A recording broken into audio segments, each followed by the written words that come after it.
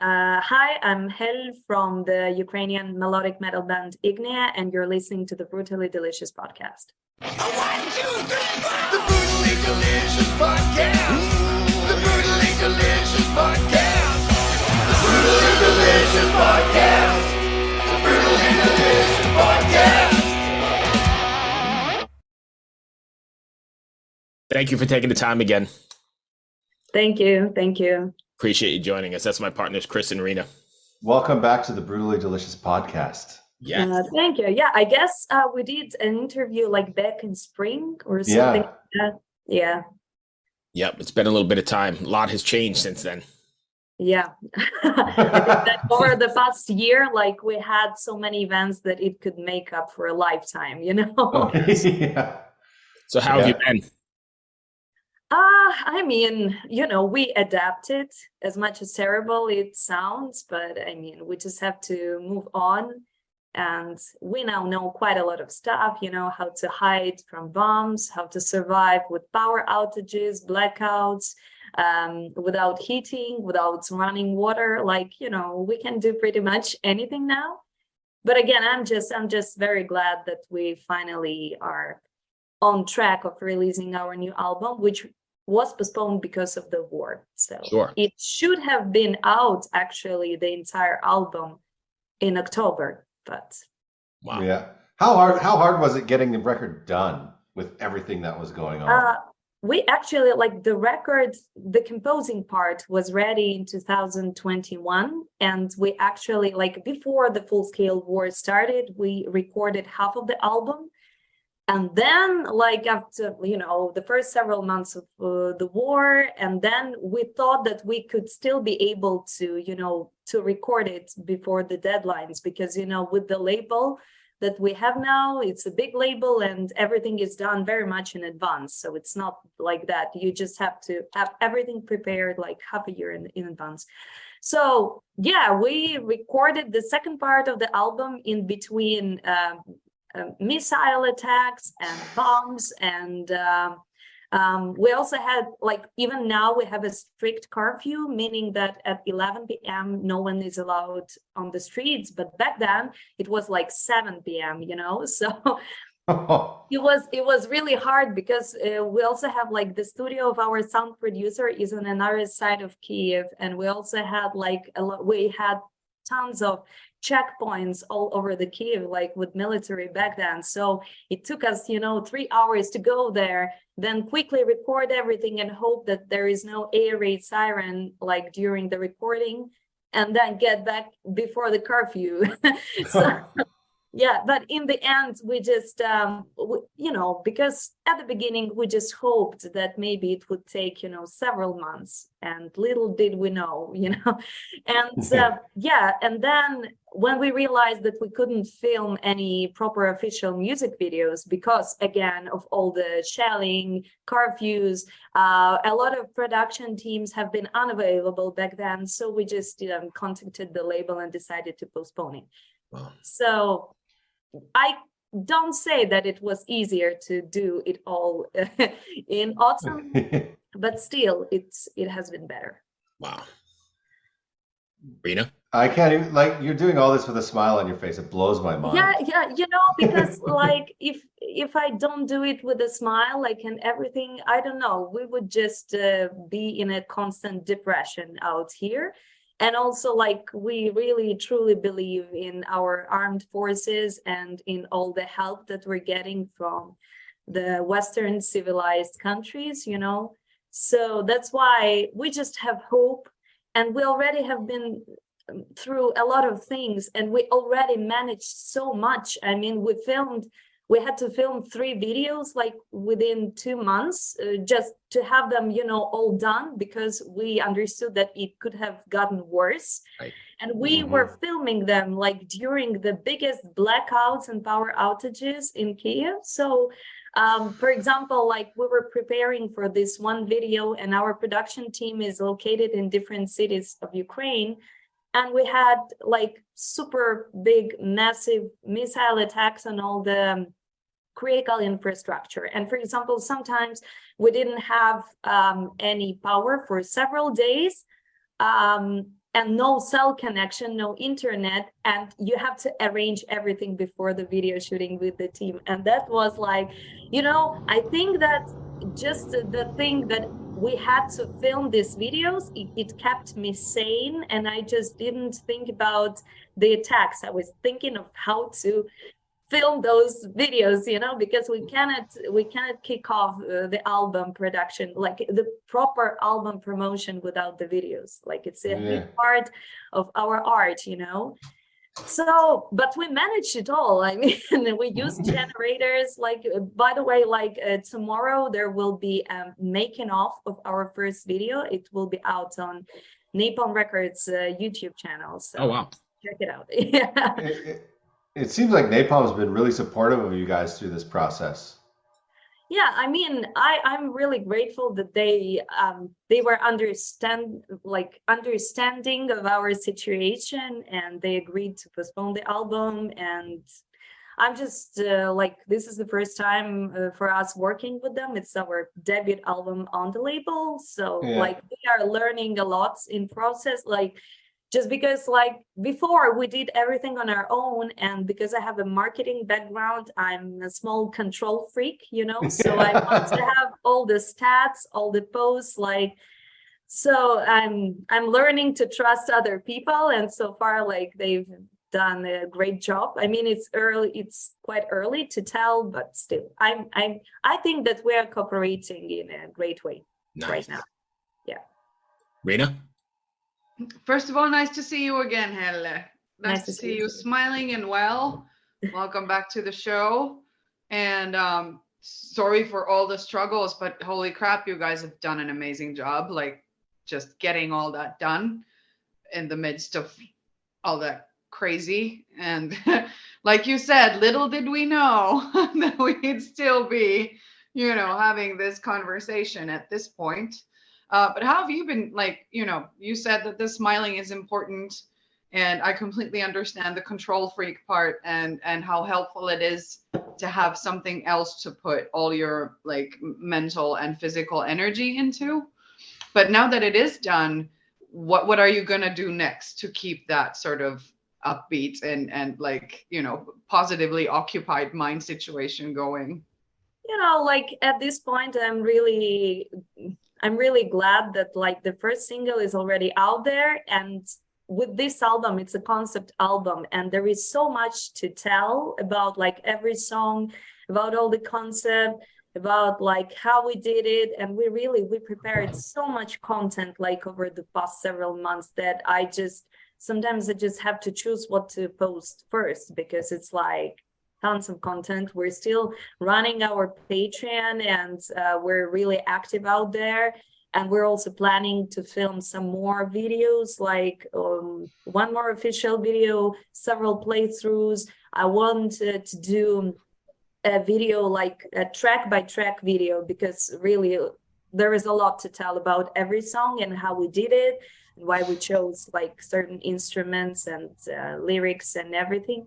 So, I mean, I would say that I'm still pretty much occupied, and we opened pre-orders for the album, not only through the Napalm Records store, but also in our store. And there is a huge merch line dedicated to this album, and we still need because it's a pre-order step, we're still doing some technical procedures on how to print everything. So, I mean, this time we even have coffee and candles in our stores. So it's yeah, we about toilet paper.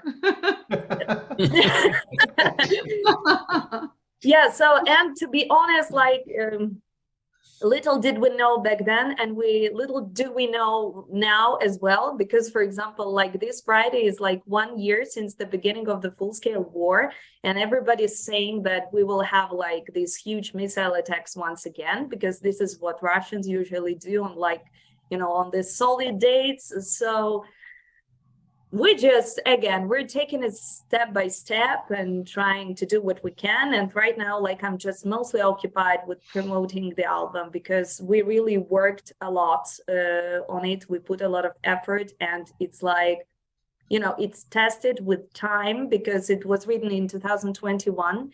And when we rehearse the songs right now, we still like them. So, I mean, it's time-proof songs, and we still haven't performed with them live. So I'm really looking forward to it all. Nomad's Luck is a banger for sure. Thank you. Thanks a lot. Yeah, I've been cranking it nonstop. Yeah, me too this morning, all morning for sure. The one thing that kind of struck me about this record is it kind of seems like a really feminist record. And I mean that in the best possible way. Yeah, I actually really hope that people don't perceive it this way. Because I understand, like, again, maybe for the viewers, like, this album is about the Ukrainian photographer, traveler, documentarian and writer Sofia Yablonska, who is a woman, and she lived in the previous century, and she traveled like all over the world to very distant corners and very unusual places. And she traveled mostly alone, and she could live with some tribes somewhere in the mountains of China, or I don't know, Morocco and everything. And it was really very unusual for a woman of her time, because traveling was also different back then. And for example, she traveled a lot by ships, and she visited Australia, New Zealand, and everything. So it was like really distant corners. And it may sound like a feminist album, but I really am not intending to do it this way, because I'm fascinated by her, not as by a woman, but as by person, Nice. Because even if a guy could have done it, it would still be really awesome, because like I read her books and travelogues, and like the way she expresses like all the adventures that she has, like, I mean, she also has worn a lot of male clothing, again, not because she said like women have to do it all, just because she was, traveling in jungles and doing it in a skirt. It's not the best way. And if she climbed some trees, I mean, it's obvious she would use like the,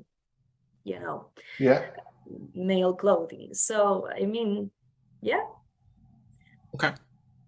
So I have one then. How did you hook up with Tuomas from Wolfheart? Yeah, so actually it was Napalm who helped us to get the guest vocals for the song Opium Mist. And to be honest, like, we just wanted to have someone with deep male growls, different to my growls on the song, because this song is about how Yablonska traveled to China, and how she had this friend, an older Chinese man, and she used to smoke opium with him. Like, it wasn't for a long time, because it was like for a short period.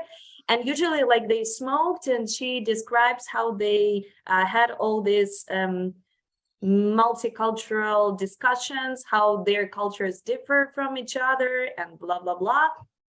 And in this particular song, I'm trying to show that when she smoked opium, she had like this homesickness popping into her head. And this is like what this song is about. And yeah, so basically it's like a conversation between her and this man, and that's why I just wanted to have some male growls in the song.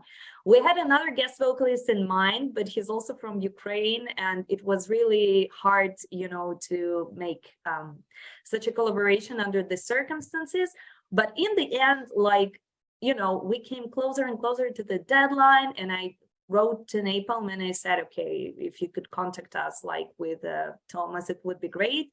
And he was very kind to accept the offer, and he recorded it really quickly. And I'm really grateful, because now I hear that this was for the best, because his vocals, like, they fit the song even better. So sweet. In the end, everything worked out well, and I really hope that we meet him in person someday to say thank you in person. He's a great guy. He's been on the show at least once, and I think he owes me a beer, right, Chris? I think so, yes. I do believe so. Okay.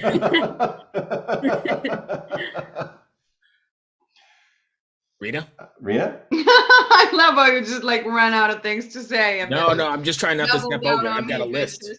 Like, no, but that's really interesting. I actually don't know Tuomas, even though like I am Finnish and sort of, immersed in the scene, so to speak. But like, if you could pick anybody, just anybody to perform on your album, who would it be? And it doesn't have to be from metal circles. It could be anybody. Like usually it really depends on the song, because it's like the same when people ask us, why did you choose, I don't know, Ukrainian language for certain songs? Why don't you do all Ukrainian? Why don't you do all English? It's just when we write a song, we just hear it in a certain language, and we also hear like certain guest options like for this song. So Right. That's why it's really hard for me to say, but I really love if we take again the male roles. I hope that one day we could collaborate with the vocalists of Amorphis, because for me, those are like the most, I just like the sound. Like for me, it's the perfect growl. And I don't say that it's for everybody, but like from the technical perspective, from the timbre, from everything, it's like, for me, it's the best. And also, like, I know that a lot of our fans, they think that the best collaborations would be like with bands who are similar to Ignea, but like we have different perspective. I think that mixing different stuff is the most interesting thing, actually. So I would also gladly do maybe a collaboration where I growl and maybe a male vocalist sings, with clean vocals. So it's more interesting, than just like this standard Beauty and the Beast thing, I would say. Oh yeah, absolutely. I completely agree. What's the point? And like in Swedish, there's a saying called "tårta på tårtan," which means like cake on cake, basically. Yeah. You're getting the same. There's no excitement in that. It would be so cool if it was like Michael Bublé who did that. Wow, that'd be a great combination. Vocals for your next single, something absolutely insane like that. That's interesting, Michael, side story, Bublé is an amazing rock singer. Amazing. Really? Yeah, he used to front a cover band called Soulstream in Vancouver, and they would do everything from Guns N' Roses to Bryan Adams to you name it. And he only became what he was because his manager was like, you should try this, and that's what he did. Interesting. But he's a killer rock singer. I wanted to just bring up, I saw that you guys you received honors for the Best Ukrainian Metal Act Award. Congratulations on that. And what does that feel like? Drinking to that. It's been in 2020. So I mean, it's been a while right now, and it was in the middle of the pandemic. So I mean, it's I think that in my mind it's like 10 years ago, so it's really hard. It seems like that, right? The last couple of years seem like they lasted forever. Yeah, but of course, like we're really glad that people, both like listeners and the jury, that they picked up our album, like the best album of 2020. And it's been tough times for the event industry here as well, and for such competitions or I don't know, awards. So I mean, it's not quite the right time for any awards happening right now. Have you guys have you been getting a lot of offers to tour internationally? I mean, with touring, we have like hard times, but not because we're a bad band or anything. But we had 3 tours canceled because of the pandemic. Then we had quite a lot of shows canceled because of the war. Then when the first several months went through and we realized that we could actually tour, because again, we have a general mobilization in Ukraine. So I mean, at any time, the guys from my band can be taken to fight in a war. And like a lot of people abroad don't really understand it.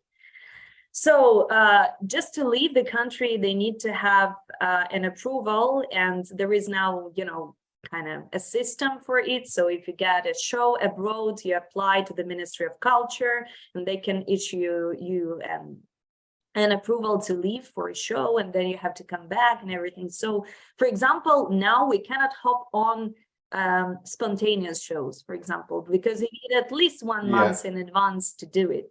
So we had several festivals this summer, including Brutal Assault in Czech Republic, which was insane. You know, it was really cool. Then we had really 3 or 4 tour options coming up, and each of them dropped off even before announcement, not because of us, but because like the bands decided not to tour because of the increased transportation costs, and you know, like the industry has all the problems with that. And that's why like every time we're like getting ready for the tour, but no, getting ready to announce it, and no. And it's like, for you to understand, like another tour option for this May, right after the album release, dropped off several days ago.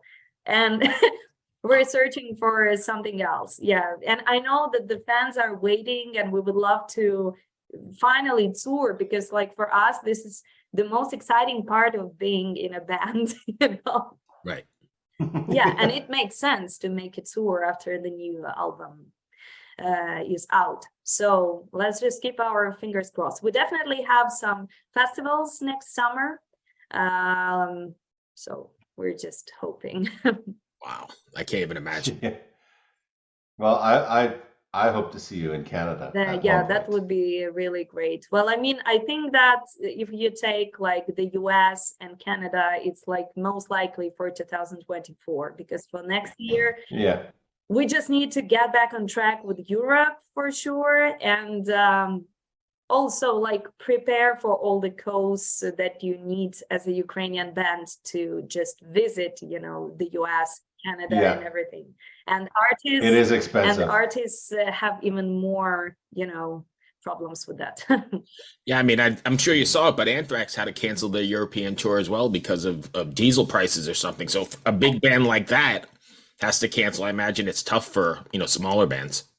Yeah, but you also have to understand that bigger bands, they have bigger teams and they have bigger production costs. So it's like, I think that it's more or less the same for everyone. But even if you take like the Nightliner costs, I don't know, it's insane. It's insane how much it costs right now. So again, like to all the listeners, like if you can support the band that you like, just do it. And it doesn't necessarily mean that you have to buy like their merch or records, which is great. But still, even if you just share a video like with your friends or stream anything on Spotify, it's like it's really a huge support. And we really need it now, especially on such an oversaturated market. I mean, I'm mind blown by the number of records released this year. I mean, even Metallica, I mean, like they were sitting for so many years, and this year we're releasing. Yeah, sure. That's exactly what's happened. Like, you know, so many bands, I bet, were like, we're gonna sit out the pandemic. And like, then it just went on and on, like the war. And then, you know, shit just gets piled up, and now that pile is just like falling on people. Yeah, but you know, I think a lot of people are gonna be expecting that album of yours and be really stoked when it's out. The last time we spoke, you said you guys have a lot of fans in Finland, and so I'm pretty sure, like, you know, any of the civilized countries are gonna be rooting for you as a like, you know, just because of where you're from. And that's not a bad thing at this point. It's just like opening a door, and then they're gonna listen to all the bangers and be like, yeah, hell yeah, this is the shit, you know. but I hope definitely, I think you guys have a slight advantage. If anything good came out of this war, maybe yeah, right now it's like being Ukrainian is like a huge advantage, you know. Never have thought about this, but yeah, this is what it is right now. But still, I mean, it's like a very small payoff for the opportunity, for the like a chance of being killed every day. Like,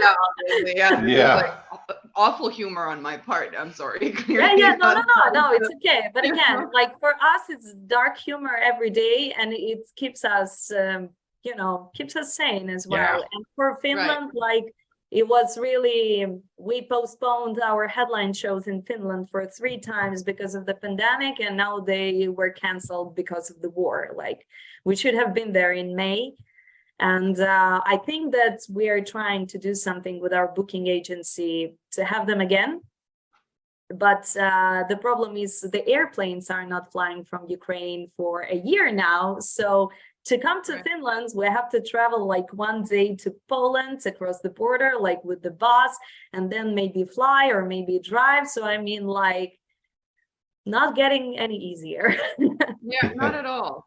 Not at all. Wow. That's all I've got. Chris, you got anything else? Rena? I don't know. It was so lovely seeing you again. You look fantastic, and the songs sound fantastic. And Absolutely. I really personally hope those Finnish gigs get rescheduled. Yes. So we can, I'll come and see you guys. We can high five and hug, and then just please. moon towards Russia. Thank you so much for taking the time. Thank you so much for having me. Yeah, I'm really hoping that you will love what we have, like with the new album. If it's anything like Nomad's Luck, I'm in, because like I said, I've been banging that for a few days and I really love it. So the instrumentation on that track is amazing. So good. And the vocals so good. You're always in my thoughts, and I hope you stay safe out there. Yeah. Thanks a lot. Thanks a lot. Give our best to the band. Great day. Yes. Thank Yeah. you. Be well. Greetings to the band. Be well. Yes. Be safe. Talk later. Cheers. Bye. Bye. Ever wonder what a punch from Elton John feels like? Or how you'd cope with having turned down the chance to be in Nirvana? Or what signal Keith Richards gives when he wants you to get the hell out of his hotel room? Fans of Too Much Effing Perspective don't have to wonder, because they've heard these exact stories and a jillion others on our podcast. I'm Alex Hoffman, former tour manager for Radiohead. And I'm musician and comedy writer Alan Keller. On the TMEP show, we get guests like Nancy Wilson from Heart, Jeremiah Freites from the Lumineers, and Modern Family's Julie Bowen to tell us things they may have only shared with their therapist, clergy, or a TMZ stringer. So join us on Too Much Effing Perspective. That's EFFING Perspective. The only podcast you crank up to 11.